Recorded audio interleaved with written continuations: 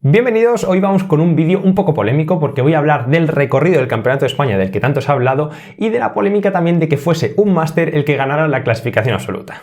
Pero no todo el vídeo va a ser de esto, sino que el vídeo va a ser también de análisis de datos, como sé que os gustan mucho, y vamos a ver los datos que me han hecho hacer el top 10 en la clasificación élite. Si no me conoces, yo soy Eduardo Talavera, entrenador especializado en ciclismo, y vamos con el vídeo.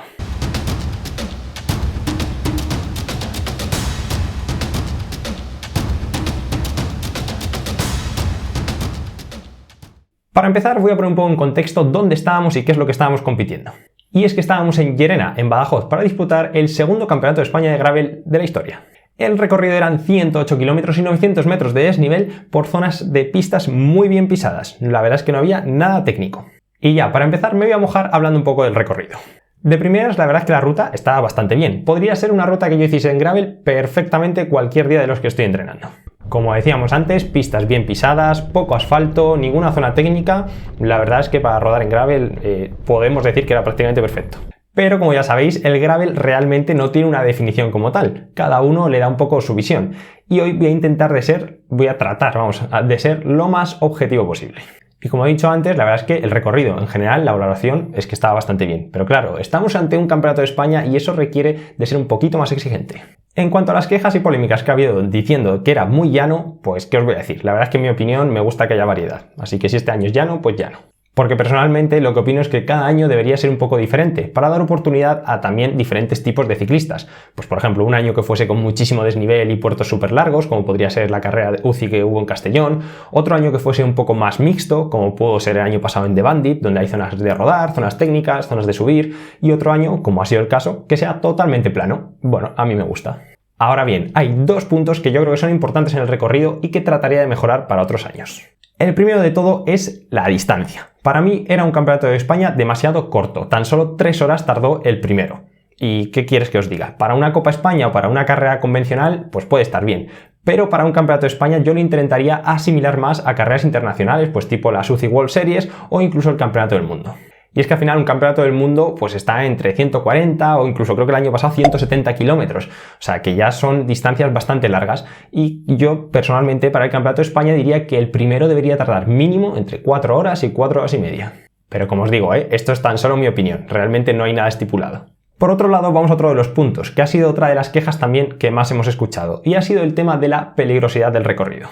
Y aquí, personalmente, puedo estar un poco de acuerdo con esto, aunque yo no viví en ningún momento momentos de gran tensión, o por lo menos ningún momento diferente a otras carreras.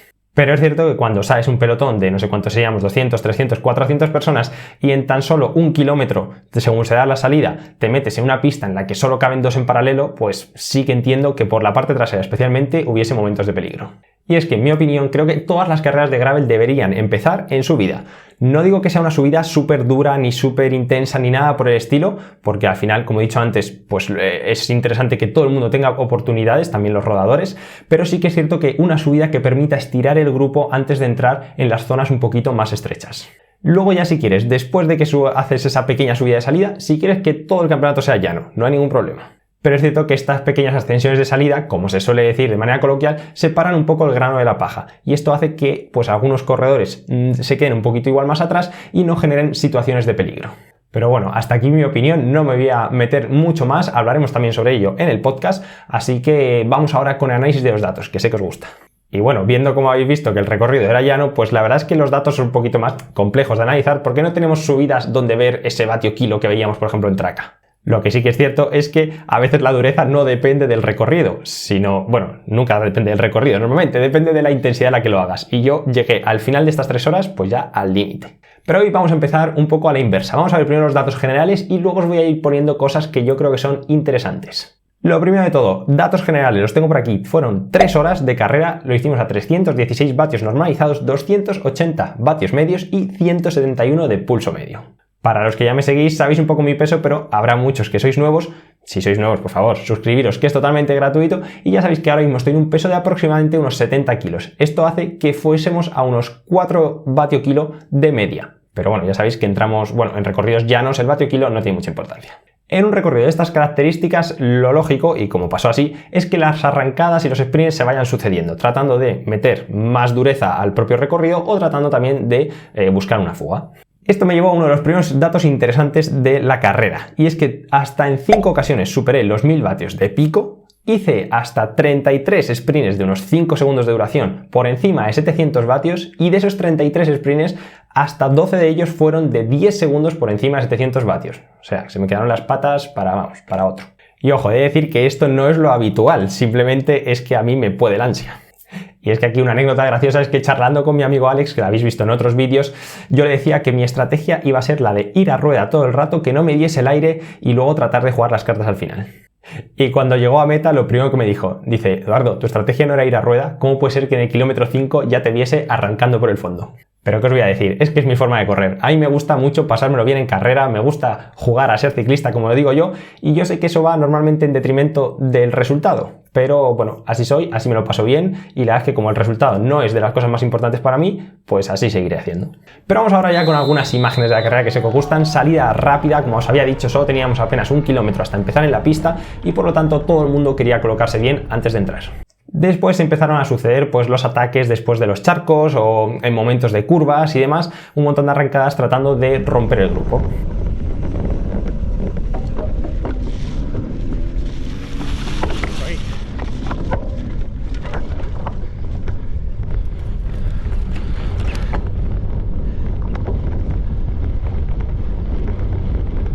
Pero no fue hasta mitad de recorrido, más o menos, igual un poquito antes, donde 3 corredores arrancaron, donde están Amador Nieto, que le conoceréis, un sub-23 y un élite. Y al poco, a los 20 segundos o así, arrancaría Josemi y les cogería, y luego sería el que ganase la carrera. Y la verdad es que en ambas arrancadas a mí me pilló delante, pero son de esos momentos en los que dudas y al final no sales, pues se arranca muchísimas veces en este tipo de carreras, como habéis visto, pues en esta justo decidí no salir. Y ojo, porque yo sabía que era buena rueda a seguir, especialmente la de Amador. Le conozco, sabéis que ha sido deportista mío, es un buen colega y sé que es muy generoso en el esfuerzo. Yo creo que es la persona con la que quieres escaparte siempre. Y a pesar de saberlo, pues bueno, pues no tomé la decisión de seguirle.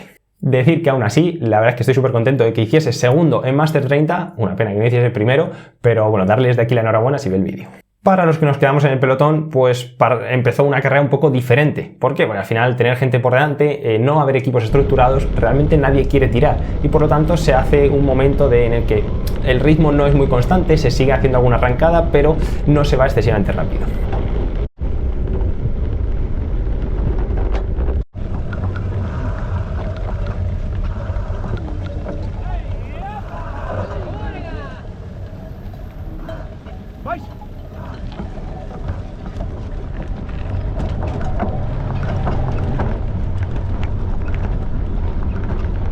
Así que tras estar un rato así metidos en el pelotón, pues decidí hacer alguna arrancada a ver si conseguía irme y escaparme.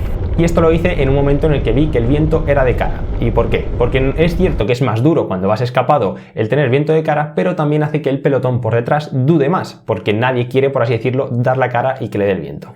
Y esto fue, lo tengo por aquí, aproximadamente en el kilómetro 75, donde me consiguió salir mi propia fuga, entre comillas. Pero ojo, fue el tercer sprint, porque primero lo intenté en el 71, luego en el 73 y fue en el 75 en el que salió. Y es que al final también he de decir que mi sprint final no es muy bueno, por lo tanto yo sabía que tenía que tratar de buscar el estar en fuga. Y aquí la verdad es que tuve la suerte de que se viniese conmigo mi compañero ya de fatigas, que estuvimos también en Traca juntos, Carlos Cobo del Movistar Gravel Squad. Y los dos, la verdad es que nos entendemos muy bien, conseguimos ir tirando, de hecho él estaba un punto más fuerte, en algún momento le tenía que decir que bajase un puntito porque a mí me iban a estallar las piernas, pero la verdad es que nos entendimos perfectamente y fuimos rodando bastante tiempo. Y es que no os voy a engañar, cuando estábamos ahí rodando hubo momentos en los que ya ni siquiera veíamos el pelotón por detrás y yo durante algunos momentos realmente pensé que íbamos a poder hacer podio. Y es que en fuga estuvimos rodando 14 kilómetros, en total unos 23 minutos. Y lo hicimos nada más y nada menos que a 337 vatios normalizados y 180 de pulso medio. Es decir, yo iba ya todos los cartuchos, ahí los había gastado. Esa era mi baza. Pero al pasar por el tercer avituallamiento, sin saber cómo, de repente miramos para atrás y se nos había echado el pelotón encima. Esto junto que al pasar un par de curvas, Carlos y yo nos confundimos de un cruce, en lo que tardamos en dar la vuelta, nos había neutralizado el pelotón. Y ojo, mira que yo pensaba que no íbamos a volver a ver a la fuga, pero claro, este apretón de nosotros haber estado en fuga, el grupo al final por detrás, que obviamente intentaría cogernos, hizo que nos acercásemos muchísimo al grupo delantero. De hecho, ya les teníamos bastante cerca. Pero la verdad es que aquí, cuando me pilló el pelotón, ya mi único objetivo era recuperar, así que me fui a la parte trasera del grupo y me quedé ahí un rato. Y es que yo iba tratando de sobrevivir, porque al final del todo, en los últimos kilómetros, se empezó a apretar y yo iba todo el rato haciendo la goma, ya me estaba costando muchísimo incluso aguantar en el grupo. Y así llegamos al sprint, sí que llegaron los dos Masters por delante, Kevin Suárez saltó del grupo y les llegó a coger, pero el grupo era muy grande y pues yo simplemente traté de arrastrarme como pude al sprint y creo que hice el 16 de la general y ese puesto sexto élite, creo, séptimo, por ahí.